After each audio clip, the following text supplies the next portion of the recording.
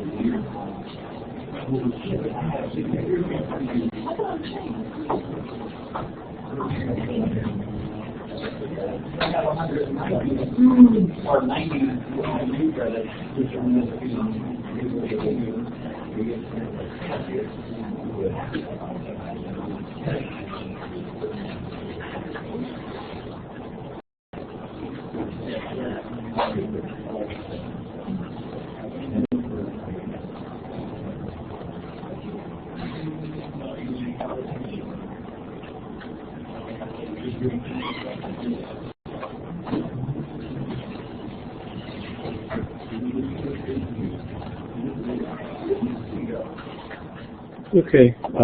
One of the things I asked you to work on was the registration for a course, which and they use a story that I'm trying to use this story.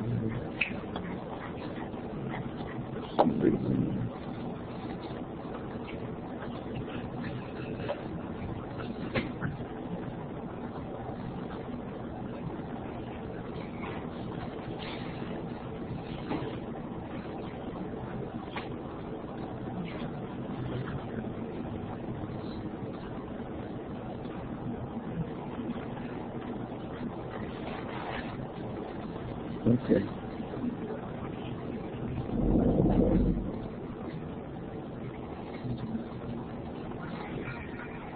Okay, what I wanted you to work on was this,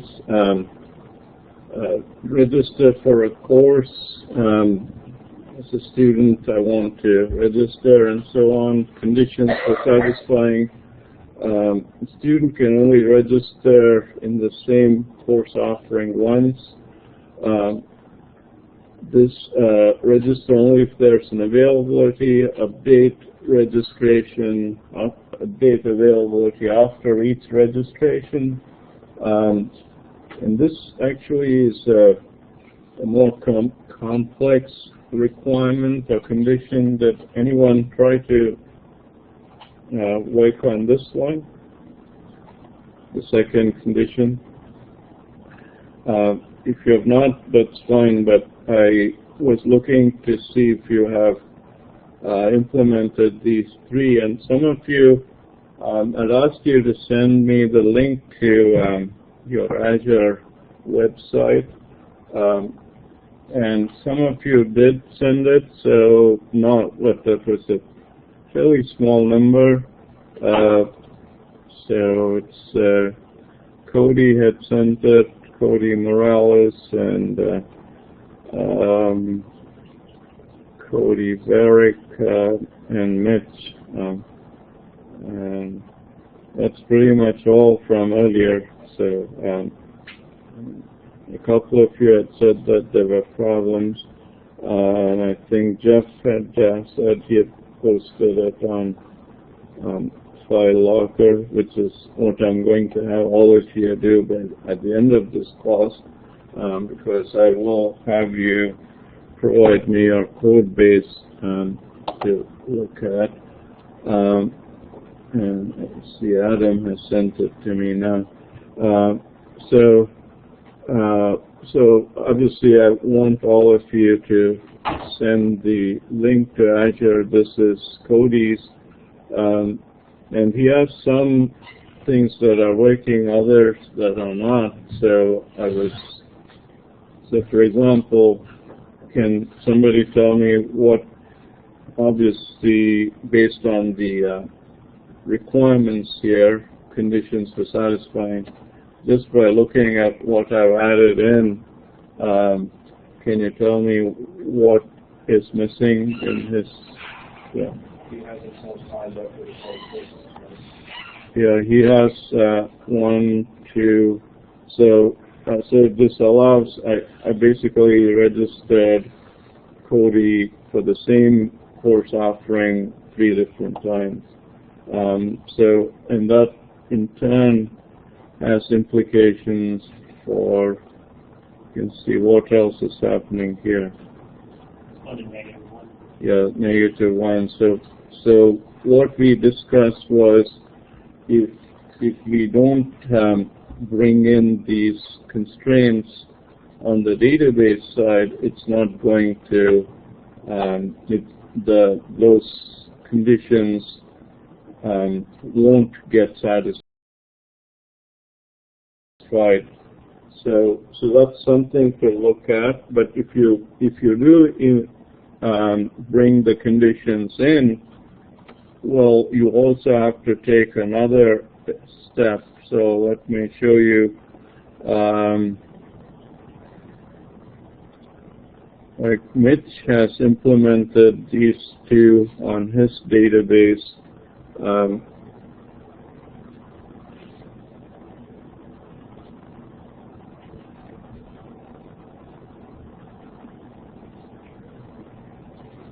Okay, so there are a couple of other things. One other thing that which I'll come back to, but so if you have when you're developing your application, one is to, if you do a course registration like Michael Jordan, if I try to register Michael Jordan a second time to this, I want to get back a response saying already registered.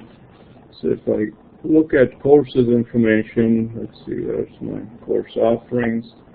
So I had introduced the course into the database, which don't have any available openings, CRM 0001. So if I try to register a student,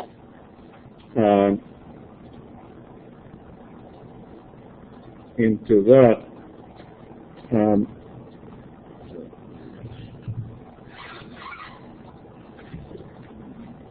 okay. You can see that it comes back saying, well, it's giving you one really large. It's not meaningful for the user to give this error message. So where does this get implemented to provide a more meaningful message? Okay, in the controller. So if you have to go into your controller, and this is the course registrations controller, as Abdul Leela pointed out. We are doing our try-catch here, so we have to catch all the possible errors. So if the error message contains UK course registration, it means that it was a unique key violation. If it is this message, if it contains this constraint, so you have to catch it to provide the error messages. And one other thing that you needed to do was, if you go back to where you have the registrations, so if I were to edit this, when do we edit? When do we edit a course registration?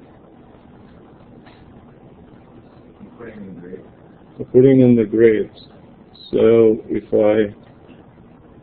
so Mitch has actually done this. If you go edit and give the student, one of the things that we don't want to do is to make a change to the registration date. The only thing you want to change is the letter grade.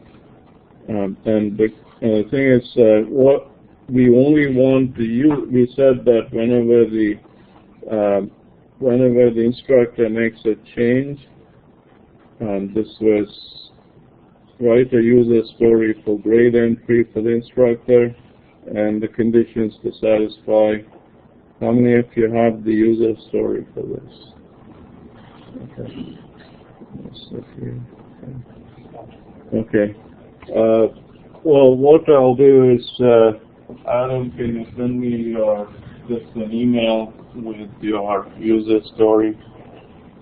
And you only need to send me a Word or PDF. Just send it as an email, and I'll copy and paste it here.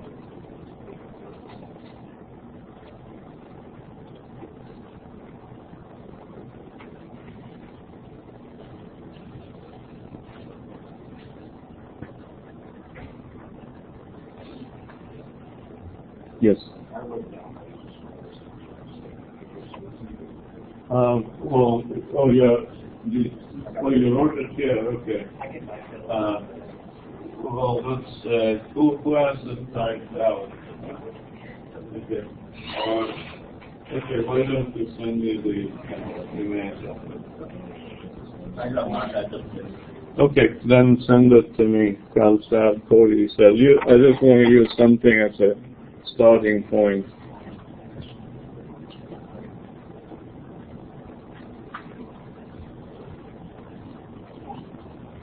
And I mentioned to you that when you write this story, you want to satisfy the letter grade, grade points, and student GPA.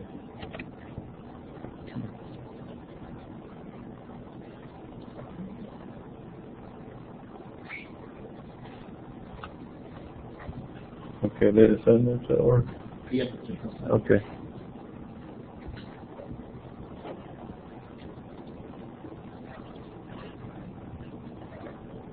Okay, so.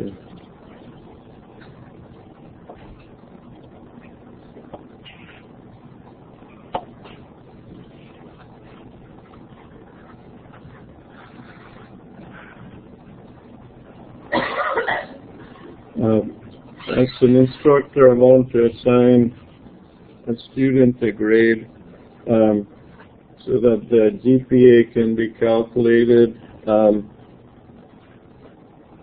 Is that the main purpose for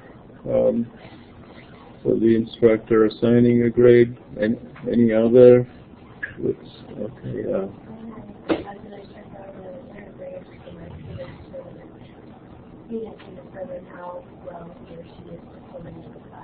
Okay. I would say that's the student knows how they perform or learned, how much they have learned. Well, I guess maybe performed is better than learn.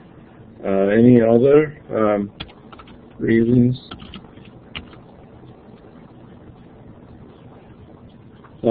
Because this by itself is not the primary reason for the instructor assigning.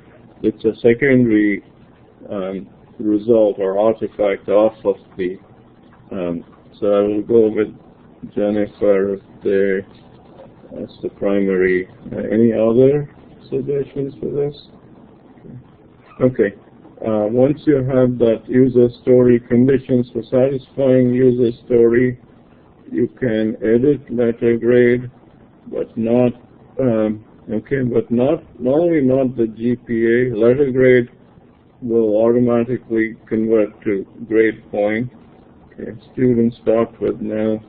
Okay, so but not grade points or and GPA. So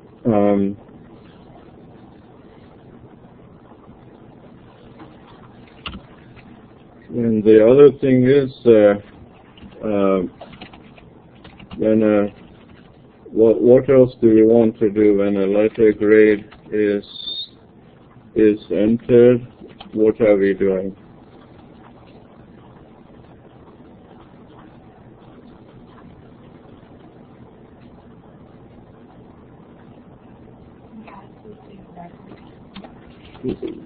Well, it's the you can edit letter grade, but not so this actually gets into the system as soon as the instructor provides it, and as Cody pointed out, it will automatically convert to a grade point. We are not allowing the instructor to directly edit or enter grade points or GPA. And he says students start with no GPA by default. When a letter grade is provided, what else has to happen? Yeah, Mitch? Doesn't the student earn those credits? What's that? The student earns the credits. Earns the credits. You know, it's but that gets as soon as the letter grade goes in, it's implying that they have earned the credits. What else needs to get done there? The GPA needs to be updated. Yeah, the GPA has to get updated. So when a letter grade is entered, the GPA has to be updated. So there are multiple components here for conditions to be satisfied. The first is everything revolves around entering the letter grade. So the editing here, when we say we are allowing editing of course registration, what we are really saying is the main purpose for editing is for the letter grade. Right? So if you're looking at this table here, student registration demo, or the big picture is either when you're looking at the table or even more clearly if you go to the class diagram. What we are saying is we provide a letter grade. This row already exists, right? We are not making a new entry into this table. This table already exists, and it has the course registration ID plus the course offering ID, the student ID. So that's 3 columns there. Grade point, it has registration date, which we don't want to change, just the date on which they're registered. So the only 2 things we want to change are the letter grade and the grade points. Right? But we don't want the instructor to change both. Why not? Yeah. Not why not, but we like make a bit of group points for Yeah.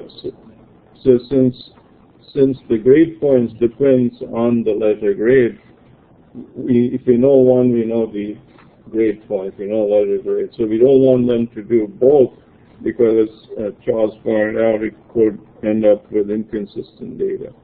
So that's the rule of thumb. If one determines another, you only want the user to do one.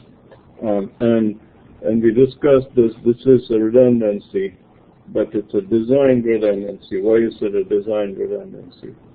What's the value of having grade points? If it causes redundancy, why not just stick with one of these 2, this letter grade alone? Yeah, Mike? If you just pick one or the other, anytime you wanted to know the other one, you'd have to calculate it. Okay, that's one. Okay, what's Plus, the, it just makes it easy to display if you've already got that information. So, yeah, very valid points that you can, if you want, since you need to know both, well, you don't have to again recalculate, but what other major benefit does this offer?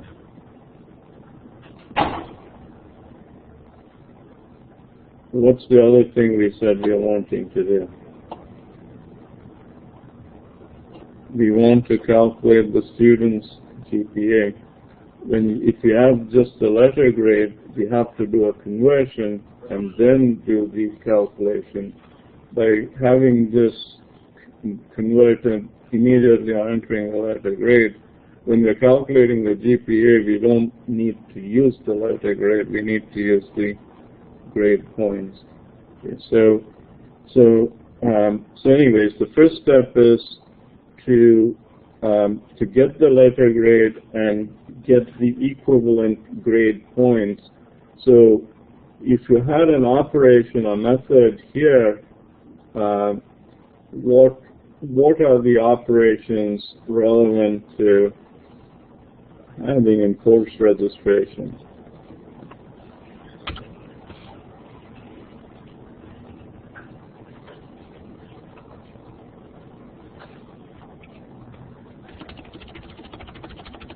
So if you are just using whatever the controller auto-generates, what's this called?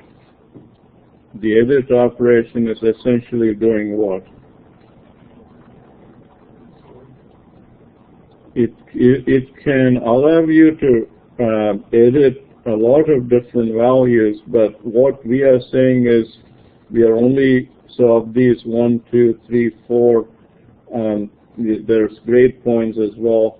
What we are interested in editing is only the, and this will be more obvious when you look at the view. What did we do with the view? Course registrations, the edit,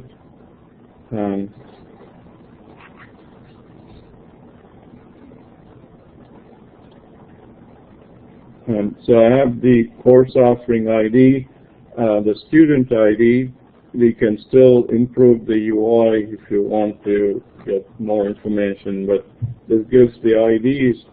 And what all have I removed from here? I've removed the grade points, I've removed the date, and I only left, other than course offering ID and student ID, only left the letter grade. Okay, so if you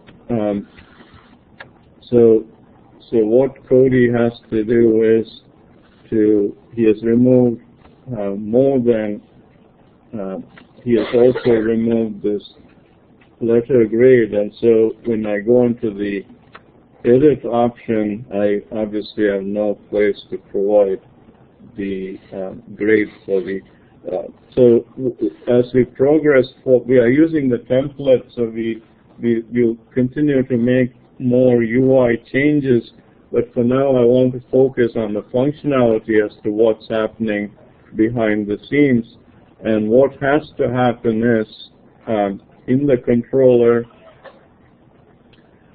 this is an edit operation.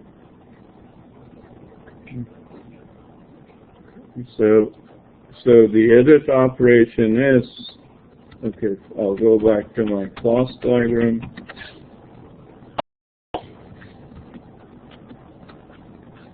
So when I asked about operations here, if I just go through the controller, this is just an edit operation, but later on what we'll do is we'll add in our own method or operation into course registration class. And what would be a better name rather than edit? Update, update what? Okay, update grade, or even, I guess it's an update, so which you can either call it, what did we call our user story? I guess, grade, enter letter grade or update grade. So it could be either operation, right? It could either be the first time the instructor is entering a letter grade or changing the letter grade. Yeah. It would be both, because you're going to do different things for both options. So if you're just entering a letter grade for the first time, then it's going to calculate a new GPA based off of that letter grade. But if you're going to update a letter grade, well, then it has to undo that update to the student table and their GPA basically has to back that out. Then assign the new letter grade, calculate the new grade points, and then figure out the new GPA. So the thing is, the safer option would be you would recalculate the GPA each time there's a change to the grade. So essentially it will be, and we'll go over so what I'm saying is that both, whether it is a new grade entry or a change to an existing, would have the same consequences, a set of results. So you could call it update letter grade or enter letter grade, but what Mike brings up is what are the implications for the GPA, and if it would have an implication if you just took the GPA and you did some like you subtracted and added, but if you just recalculated everything, then you would take the change into account, and it will be the same calculation each time. So we'll approach it that way and see what happens. So I'll call this update letter grade. And each time you update letter grade, well, you have an update letter grade, and each time there's a new letter grade posted, we need to do what? We want to calculate the equivalent grade points. And how many of you already have this method to calculate grade points? Okay. That is really the best way to do it. You have, so when you go into this controller here, you can see what am I doing here. I'm getting I'm going to the database, and I'm saying I'm basically saying assign a new letter grade to this course registration, but instead of calculating the grade points, the equivalent grade points here, what am I trying to do?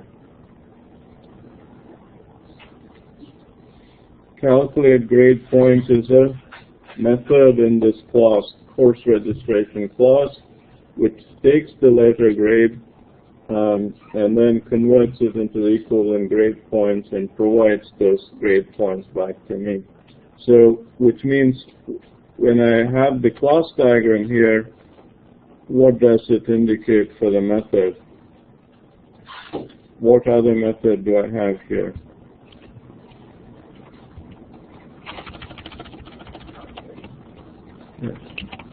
Calculate grade points, and what does it require? A string letter grade, and it's going to return, if I look at the parameters, return type. What's the return type? Going to return a double cell.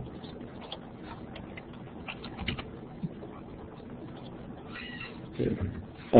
So one of the things that would be helpful as you work on your project is to keep track of methods that you are in the class diagram, the methods that you are working on or including as a part of your model process. And gradually we'll move most of our methods from the auto-generated controller into our model classes. And what's the benefit of having these methods in our model classes? Adam? You can call them from multiple locations. You can call them from multiple locations. What four other benefits do you have?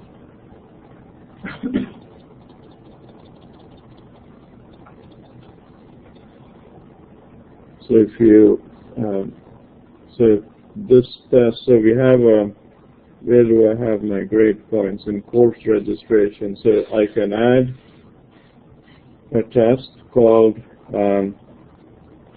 unit test.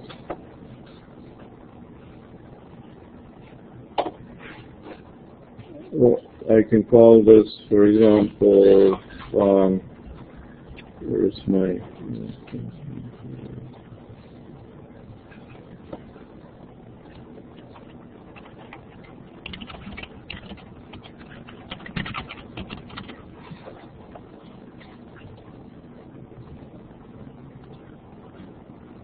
and this is going to be a test of what?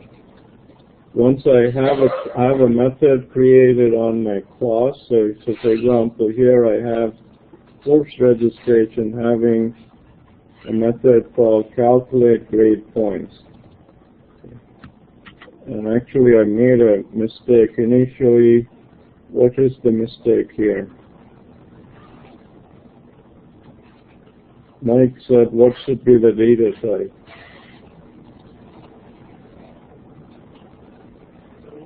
Double. I use decimal. In SQL Server, I think it's, I believe it's, trying to think of, yeah, the reason that I went with decimal was in the SQL Server world, it's called a decimal, and I created as a decimal, but it's always in C#, double is the better option because decimal you have to do more work to convert it. So when I call and use this, for example, let's see, grade points, calculate 10 to 10, it makes it somewhat harder to work with. So I would recommend using double. But anyways, the method I'm trying to test here is calculate grade points. Okay.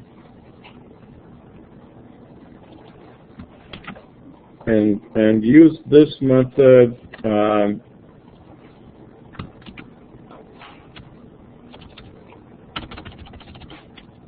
so the benefit in addition to what Adam mentioned of reusing is you can test it here.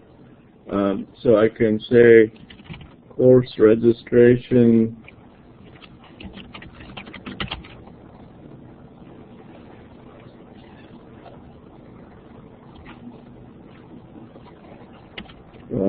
calculate grade points. And how do I test this?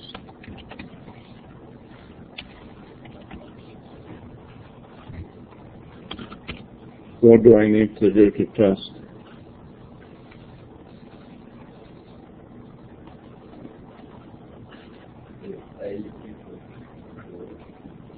Okay, so I need to, it requires a string letter grade, and if I give it a value, a string letter grade of, let's say, A,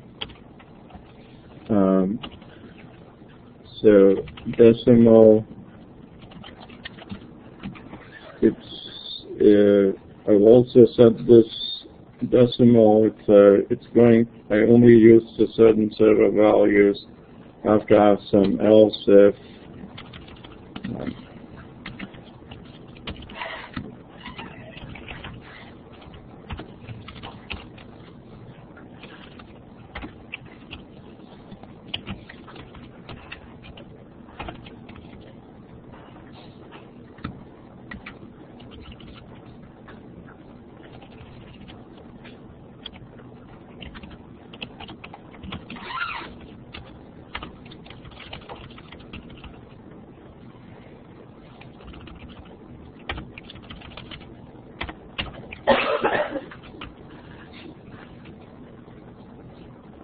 Okay.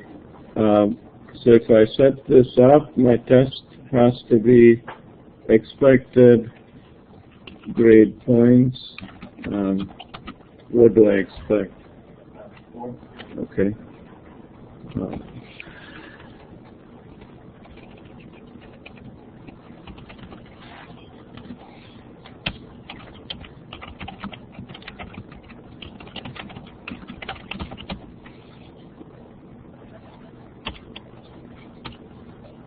And finally, I have to make an assert or equal expected grade points, actual grade points.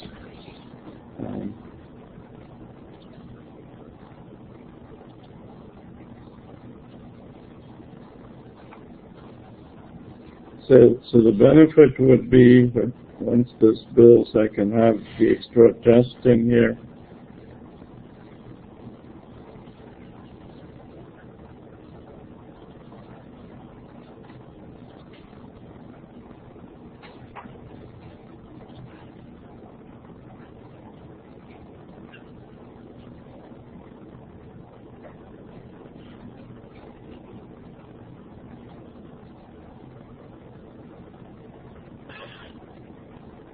Okay, well, this is compiling. So basically, you can have the new test for the logic of the calculate grade points, and this should pass. So what's the last one that we want for satisfying this user story? When a letter grade is entered, the GPA has to be updated. So did anyone work on updating this? Not yet? Okay, so let's go through. So how many of you have all of this functioning where, if I go to course registration from Mitch, when I make the change, so what he has working is if I make a change to the grade point, to the letter grade, what he has to obviously not show is this registration date. If I save it, it has to give me the equivalent grade points. And I, at this point, what do I not know about his code? I know that his code does the conversion, but I need to look. I will have him submit on file locker for what purpose? Yeah. See if the code's actually not hard-coded. Or where it's not put in the controller and it's a part of the class. Okay, so that's one thing I'll be looking for. The other thing is when making the course registrations, when you're enrolling a new student, I want you to do what Abdul Leela said has to be done, which is when you do this try, you have to catch all the different error messages. Okay. So that's something else that I'm looking for. Yeah. What do you see as like the disadvantages of using a trigger to do what that was, just because you can't test it the same? You mean reducing the available openings? Yeah, I mean, the code looks the same, but it's obviously on the database side instead of... Well, the only thing that would change is over here. But the error catching will remain the same. So the only condition would be where here I'm getting that particular object, course offering object, going into the available openings property, reducing it by 1, and then saving it to the database. And either of these operations can result in an error. So I put it inside a try block, and then if there are errors, they are caught over here.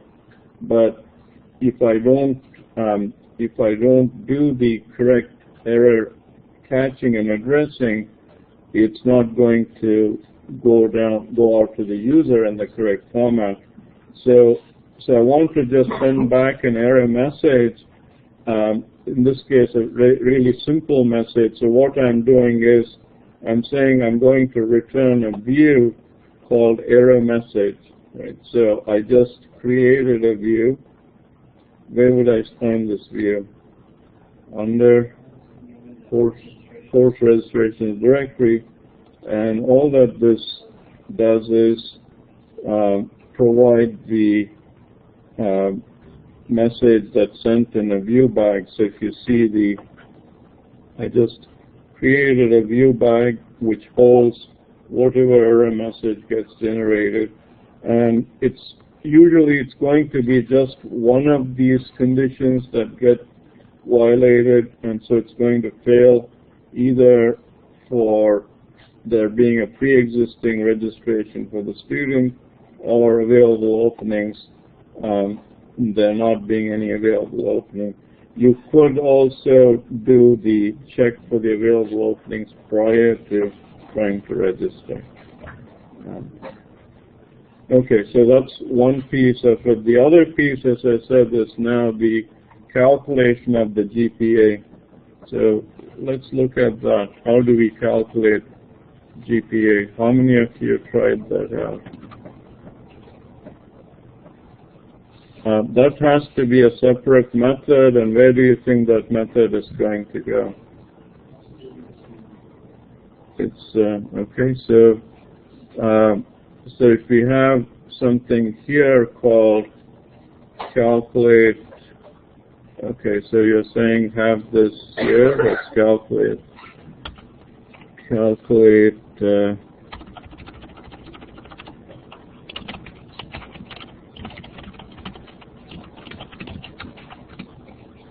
Okay, so for calculating student GPA, do we need or what do we need for that? You need the grade points. Okay, so can we make this? So far, we have been making everything static methods. What does a static? What's the meaning of a static method?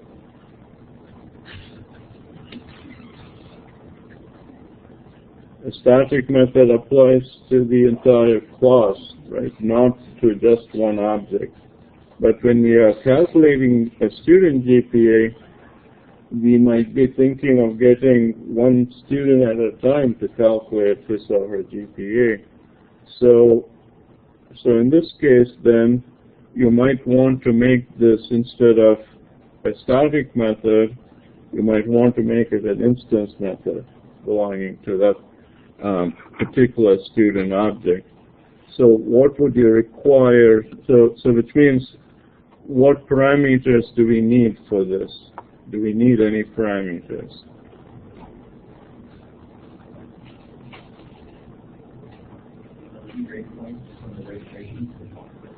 We need the grade points, but the thing is, all of that is going to take place inside the method, so it's not going to be sent in as parameters to the method.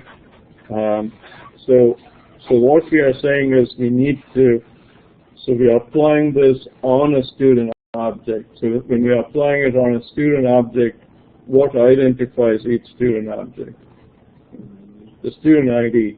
So using the student ID, what do we need to get? So as far as parameters, all of the work is going to get done inside of the method itself. So we get the student's ID, and based off of the student's ID, this is where most of the critical, not all, but most of the critical information is over here. So based off the student's ID, we need to get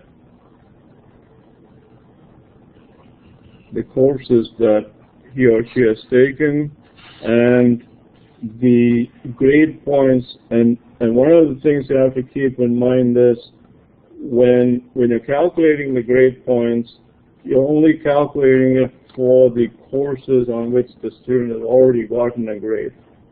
If not, how do we know that a student is currently registered for a course. Okay. In our system, it shows in progress. In progress? Okay. And there's no grade yet entered. Okay. For in this system here, we don't have a separate categorization. So how do we know whether it's in progress? Yeah. If they haven't submitted a grade. So if they haven't submitted a grade, what's the value going to be? It's going to be null. And similarly, if, for example, it's so the grade letter grade is null, but what about grade points? But if it's 0, isn't the meaning different? If you have 0 for grade points, what does it mean?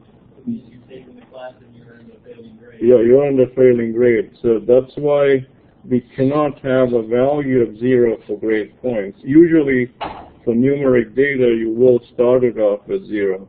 So just like the letter grade, you have to start this with a null value. So what happens, this is a very basic programming concept. So if we did some kind of operation with a null value, grade points times something, what would happen? You give it divided by 0 and divided by null. Yeah, you'll get an error message. So you have to find a way of avoiding. So anywhere there's a null value, you have to say, I don't want that to get included. So that's one conceptual piece, the grade points. But how do you calculate your GPA? The courses you've attempted times your grade points. Okay, so courses times. Course credit. Okay. Because you have to take into account the number of credits in each course. Okay. Is that it? Divided by the number of courses you take. Divided by The number of members. number. It's not just number of courses, but the total number of. Yeah.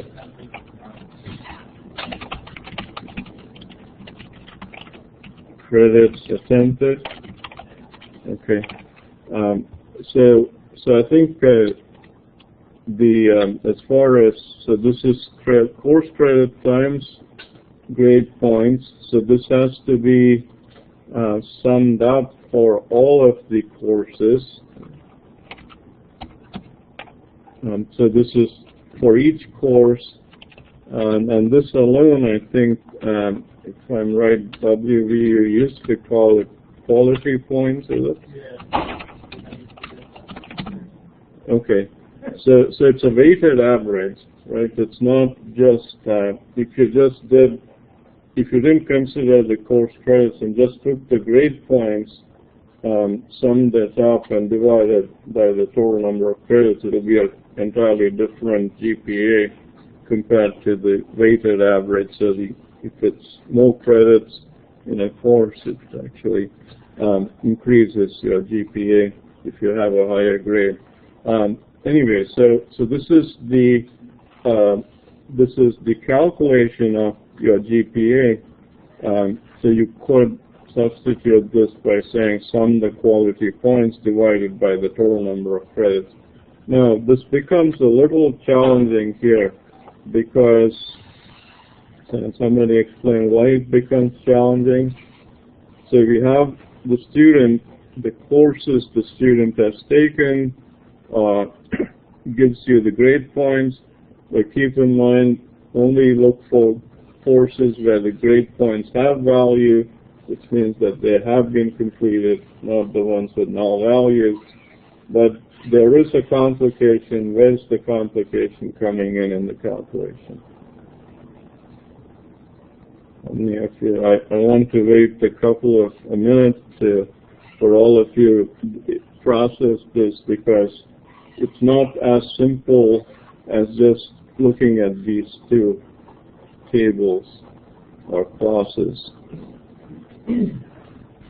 What do you not have available here to calculate this? The credits. Now, to get the credits, where do you need to go? Well, course offering by itself doesn't have the credits, so you all have to navigate all the way over to here. So that adds a level of complication to your, so that's why you don't want to do all of this complicated processing inside of. Where does this happen currently if you are wanting to do it? When will you do it, and which, if you put this logic inside the controller, it's obviously going to be the course registrations controller. And when would this happen?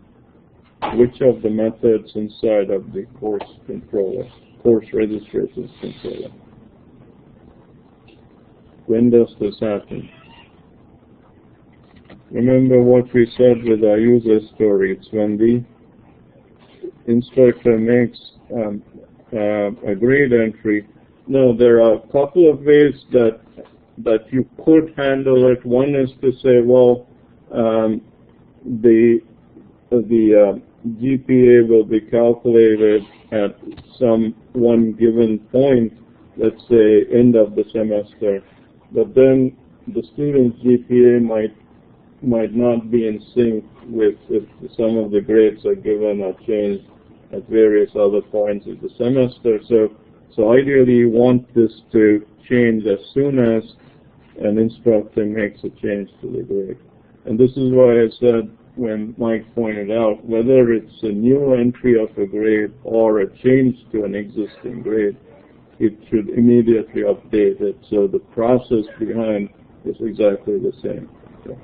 One of the things I did with mine was I added an extra property to the student to hold the number of credits attempted. Okay. So that when a student registers for a new class, it takes and goes to the course table, figures out the number of credits, adds that to the attempted, so that then when you go to do the GPA calculation, you don't have to go through all of these different steps. areas. Okay. You just go to the student table and calculate that GPA. Okay, actually that's a very good suggestion. Did you understand what he said? How many of you understood? Okay. If you did what Mike did, this process will be significantly easier. And actually I did credits attempted and then credits completed, so that when the professor added the credits, added a grade, and then added that you completed that class, and then that makes figuring out the GPA even easier. So you're having, so as soon as a student registers, you'll have credits attempted, and then when they, but still that would be, so there'll be a certain number of credits completed, so at the end of the semester, when the course is, so when you know that that course grade has been entered, you would... That's when the credits completed gets added in. Okay. So if I add this in, let's see. So this is an alternate way, and you can explore both to see, but as far as the calculation is concerned, this will be definitely easier. So this is... Now the only problem, and I didn't think about it until you mentioned it earlier, is that you do the credits attempted, the credits completed, and somebody's registered for 3 classes, then technically you need to figure out, you need to take those credits back out. Yeah. So what if I just say credits completed, but this has to come into... Or you could do credits earned, so that, the attempted credits are in there. Okay, so this is credits earned. Okay, so this would be when the, but you still, so when the student registers, you will find, well, at some point you still need to get the, so when the instructor gives a grade, as soon as the grade goes in, you want to go find the number of credits for that particular... If you were to use 3 properties, yeah. Credits in progress, credits attempted, credits earned, then you'd be able to parse out what credits are in progress, what credits have been completed, I'm just wondering if it's going to make it more like there is, each time it adds another level of complexity, and then we have to make sure that the values there's no error in those values, especially if there's a change in grade. It means that we don't want to add to the credits, we only, so while I can see the value of credits earned being there, I'm not, well, we can try to figure out if the other two would add value. But if you add this, then you would need to get the quality points and just, but you still need to know, you still need to find out the number of credits for the course for which the grade is being given. So I think you might end up doing the same amount of navigation. So, okay, so the issue is work on this method now to calculate the GPA, the student's GPA, and where does this go? You told me that it goes into the student class. So go to the student class, there is the model, student model, calculate,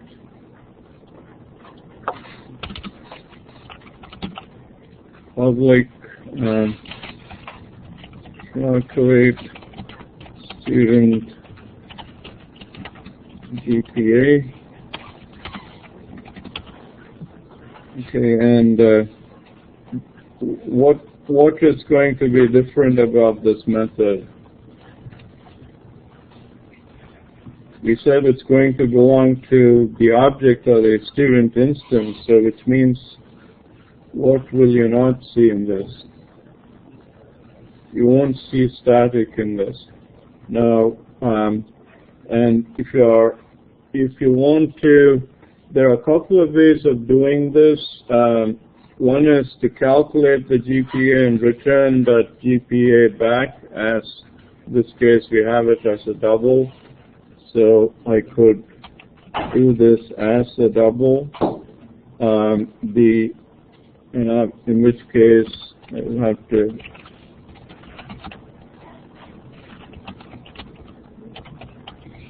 zero, and then I'll say return GPA. And in the middle is where I have to do all this calculation. So calculate the GPA, which is using this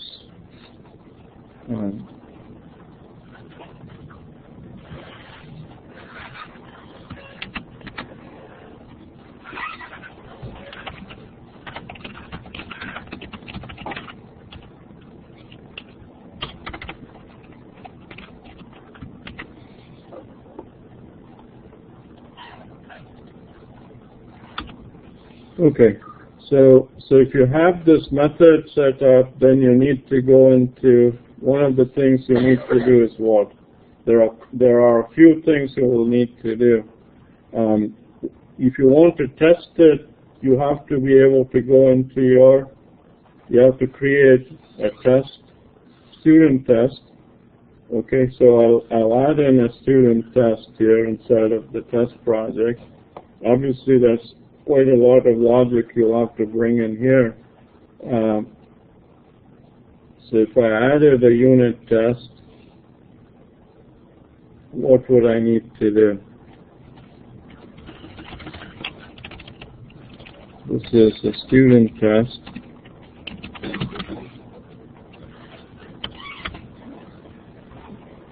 And what am I testing? Okay, calculate student GPA. Now for this, it's going to be a little different, because this calculate, if I said student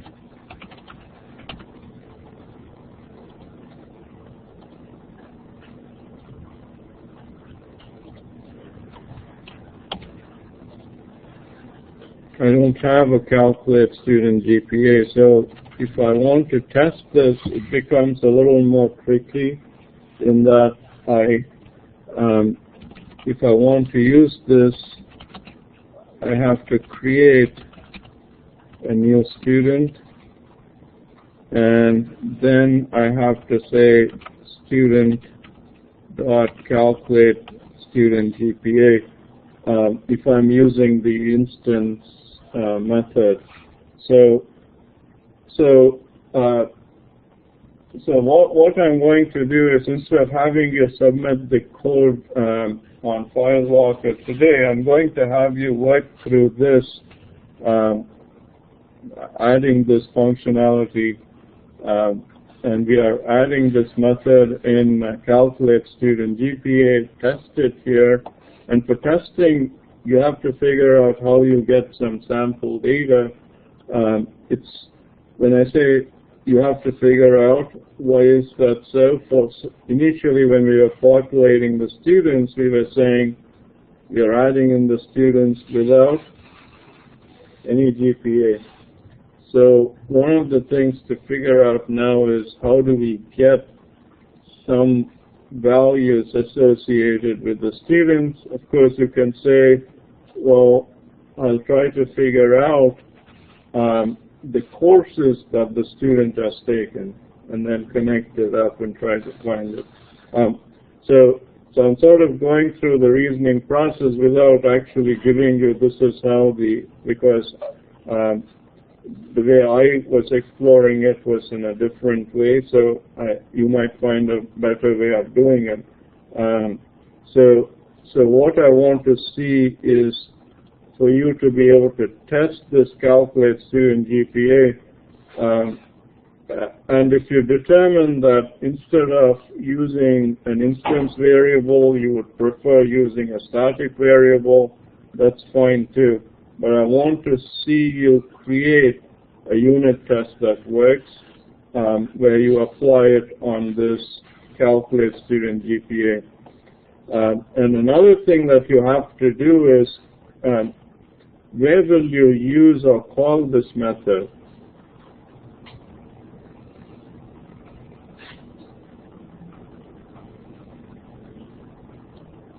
When does this come into play? When do you need to use it? Okay, Preston? Whenever you update or edit the user registration, give it a grade, then you have to take that change to the database, and right after that, calculate the GPA. Okay, so which means that if you're using this, it's in the editing process. So if you have, remember the edit method that we were referring to previously, where is my edit method? Right here. So where I get the letter grade, calculate the grade points, and then as soon as I save it to the database, I want to make a change or update the GPA. Yeah. And even if you were to delete a student, then Yeah. you want to go back through and recalculate the GPA without that course. If I delete the course registration, Right. I don't know why you would necessarily do that in the real world, but well, but what does delete the course registration mean from the business perspective? They drop the course. They drop the course, so it's not even in the GPA. So the only point where it's actually the GPA is getting affected is in the editing. It's because it's a course that the student has taken, essentially where the grade has been assigned. As long as there's no grade assigned, then the GPA doesn't get affected. So the delete operation we don't have to worry about. So it will be only the edit. Okay. So we'll have to call it from within here. Okay. So which means that when when you're displaying it, right now there is no student information being displayed, but you want to have the student's view as well, so that I can get the list of students and see the GPA, so that each time the grade gets changed. So right now, I can just, obviously it's not affecting the GPA itself. So, and when I go into edit mode here, I shouldn't be able to change this directly. I should, the only editable part of the student is currently learning. Okay, but do you understand what you need to work on? Okay, so what I want you to do for next class is get all these functionalities, mainly, well, the other user stories, I'm assuming that you already have it. So the main thing is registering for a course, and then the associated grade entry. And in grade entry, you want to get these spots in for the grade points and the GPA. So for next class, I want this to be one upload to FileLocker. So your project with obviously your file, what's the name that we have been using? Last name SRS database.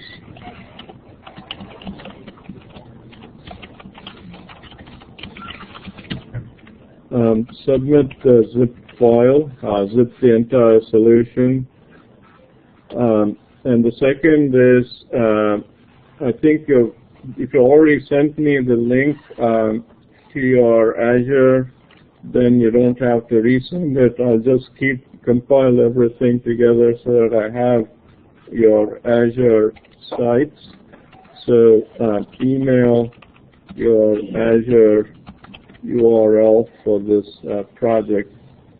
So those are the two things I would like for you to work on. The other thing I would like for you to think through is this particular condition. Register student only if all prereqs are taken. You remember we had worked on, I don't know if we incorporated it into our class diagram or not. Do we have prerequisites represented here? If it's not, how would you represent prerequisites here? Okay, it will be an association going back to itself. And what type of association is this? A unary in terms of multiplicity? It's going to be many prereqs, so many to many. Okay. It's going to be a many-to-many association between course and prereqs. And so you'll have to think about, I'm not going to have you do this for the next submission, but, well, for Thursday's submission, but think through it. Do you remember what we did when we were working without the database for prerequisites? We used recursion. But so think about it, whether you can figure out changing this model, adding this many-to-many with course, and then so one of the more complex conditions would be trying to register a student only if all the prereqs are taken. So think through that, but the ones that I would like for you to get working are the ones we discussed today, and then upload the source code to FileLocker, and then email the URL to Azure. Okay. Any questions on this that you want clarification? Okay.